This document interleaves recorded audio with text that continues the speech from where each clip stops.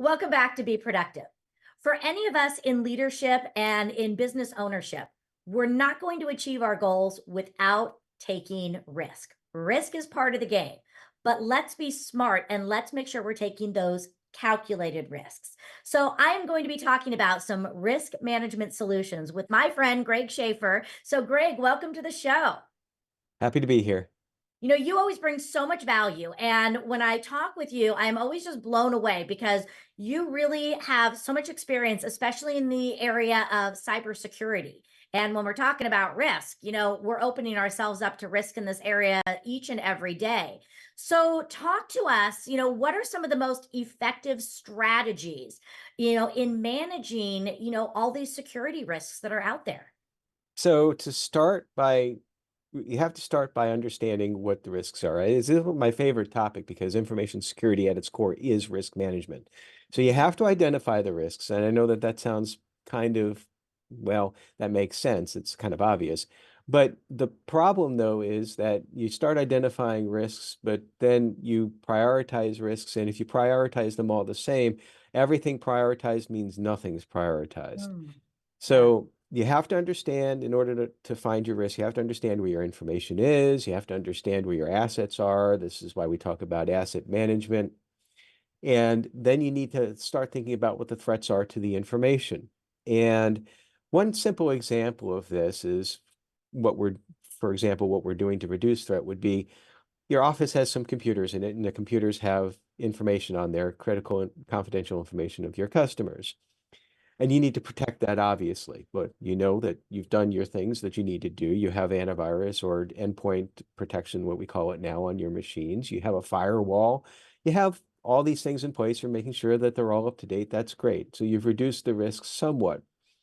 Now, what we're doing there is what we call controls. And then hopefully those controls are enough to reduce the risk to an appropriate level. We'll talk about that in a second. But what if it isn't? Well, there's a few things you can do. There's generally four risk treatment strategies. The first one is mitigate, and that is, well, let's lower the chance of it actually happening. And what that usually means is you have some controls in place, well, add some more. So maybe it's like, okay, you have the firewall in place. Maybe you want to add in some extra protection with regards to antivirus on your machine if you didn't have it on there. Transfer is another one. Sometimes there are some risks that you can't really manage yourself, or it doesn't make as much sense to do so. And one of the most popular ones, prevalent ones in information security is cybersecurity insurance. In other words, you have the cyber liability insurance. If something happens, then at the very least, anything that you need to lay out as far as expenditures go to get back to where you need to be, well, that could be paid out. It's really no different in concept than accident insurance for a car.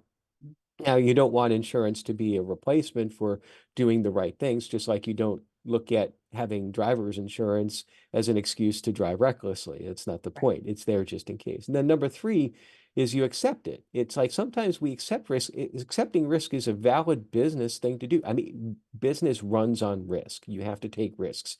And sometimes if you don't accept the risk, then you lose opportunity that could come from that. That's risk opportunity, and then you don't grow the business the way you can. And then finally, you can avoid it. You can avoid risk by completely, if in the case with the information on computers, if you don't need the information anymore, get rid of the information. You're trying to protect something with no return on investment. Yeah. Wow. So much to think about. And one of the things that you brought up early in the conversation is, a company might have more than one risk. So how does a company prioritize and know where to even start?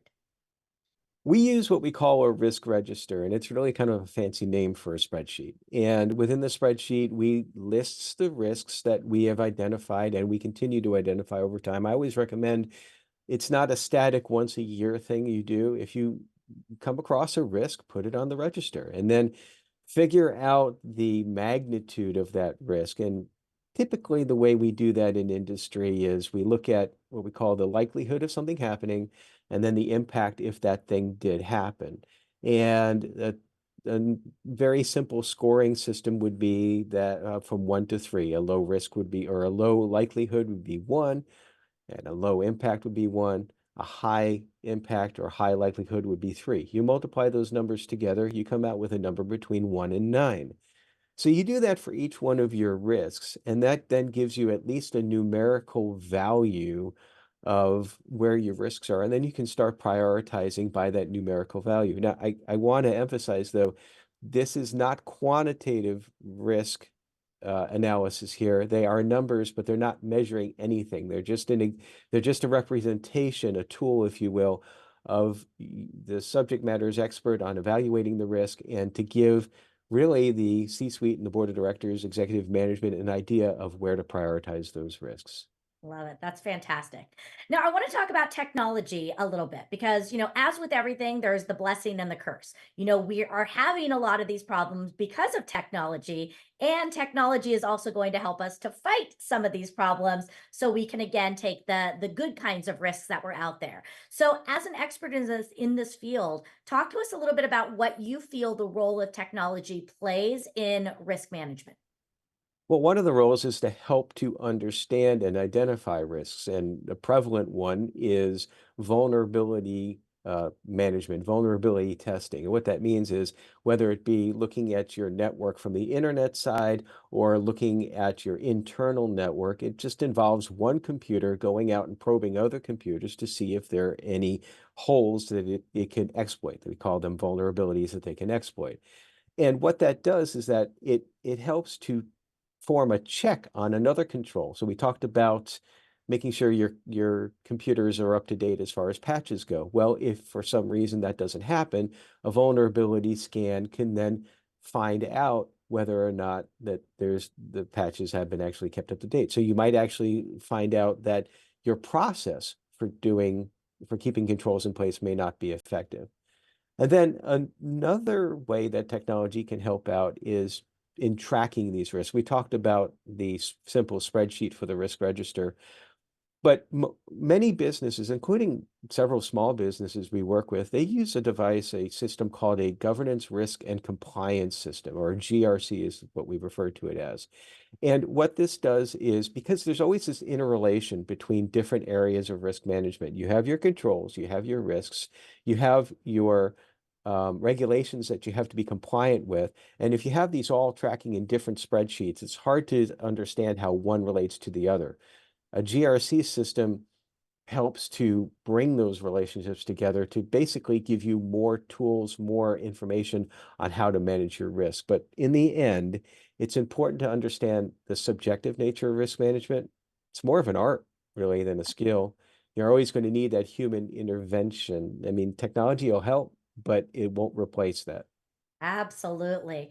And, we're going to have all of your company information in the notes, but I would love to just ask you, how did you, find yourself in this field? Because you've been doing this for a very long time and are clearly an expert. So tell us a little bit about how you got attracted and how you fell into this field.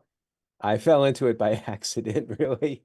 I started in IT because I was a student assistant in mechanical engineering at the University of Buffalo, and then my specialty in IT was networking. Mhm. And networking is where a lot of cybersecurity first started from. The firewalls. First firewall we put in was in 2000. So at some point in time, I realized in my career that I was spending more time getting people not to talk to each other than to talk to each other. And that's when I realized that I had flipped to information security. And that was probably about 20 years ago. Yeah. And like you said, nothing is ever going to replace the human element. We've got to be able to talk with each other in order to even get all this technology to work. And I know on your website, you have a link where they can just set up a free call with you and your team to sort of, again, get kind of a little assessment. Is that the best way to get the process started?